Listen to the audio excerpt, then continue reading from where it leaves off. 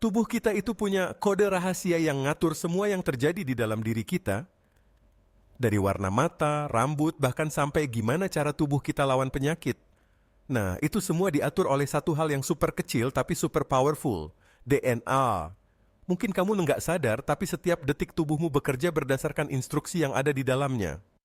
Apa itu DNA? DNA, atau yang lebih dikenal sebagai asam deoksiribonukleat, itu kayak blueprint atau petunjuk hidup kita. Bayangin aja, setiap kali tubuh kita butuh sesuatu, mulai dari rambut yang tumbuh, kulit yang ganti sel, sampai bagaimana cara tubuh kita menyerap makanan, semua itu udah diatur sama DNA ini. Jadi, bisa dibilang DNA ini adalah kode yang ada dalam setiap sel tubuh kita yang ngejaga tubuh kita berfungsi dengan baik. Kamu bisa bayangin DNA seperti sebuah buku besar yang berisi semua resep atau instruksi untuk membangun tubuh kita. Tapi, jangan bayangin buku tebal ya. Buku ini kecil banget, bahkan saking kecilnya kamu nggak akan bisa lihat dengan mata telanjang. Buku ini tersembunyi di dalam inti sel kita yang kecil banget yang namanya nukleus. Kalau diibaratkan, nukleus ini kayak lemari arsip yang menyimpan semua petunjuk penting kehidupan kita. Dan bukan cuma manusia aja yang punya DNA, semua makhluk hidup juga punya. Dari tumbuhan, hewan, sampai mikroorganisme. Cuma, yang membedakan adalah isi resep-resep dalam DNA setiap makhluk. Nah, setiap kali kita dengar kata DNA, mungkin kita langsung teringat dengan pewarisan sifat, misalnya warna mata, tinggi badan, atau bahkan kepribadian. Betul, DNA itu yang ngatur semua itu. Warisan yang kita terima dari orang tua, itu juga berasal dari DNA mereka. Ada satu hal yang seru banget soal DNA, yaitu bentuknya. Bayangin deh, DNA itu seperti sebuah tangga putar. Setiap anak tangga itu terdiri dari bahan kimia yang disebut basa. Ada 4 macam basa dalam DNA yang disebut adenine, A, thymine, T, cytosine, C, dan guanine, G. Nah, A itu selalu berpasangan dengan T, dan C itu selalu berpasangan dengan G. Jadi, bisa dibilang mereka punya pasangan masing-masing yang ngebantu DNA buat tetap stabil. Terus, ada sesuatu yang bikin DNA super unik yang disebut sebagai helix ganda. Bayangin deh 2 rantai panjang yang terhubung, berputar seperti tangga berputar.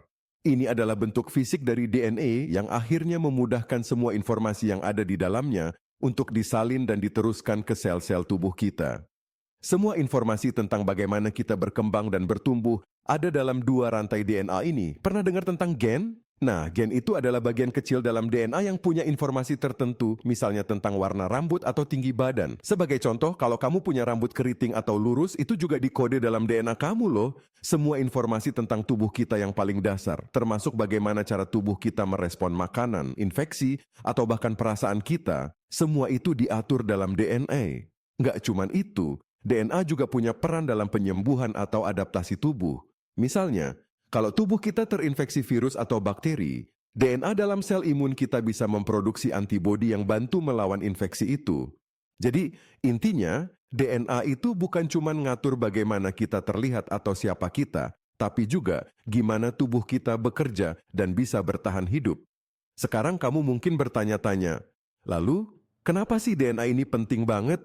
Nah, DNA itu penting karena dia adalah dasar dari semua yang kita alami dan rasakan. Misalnya aja, kalau ada yang bilang, kenapa kamu punya mata biru seperti nenekmu, itu jawabannya ada di DNA.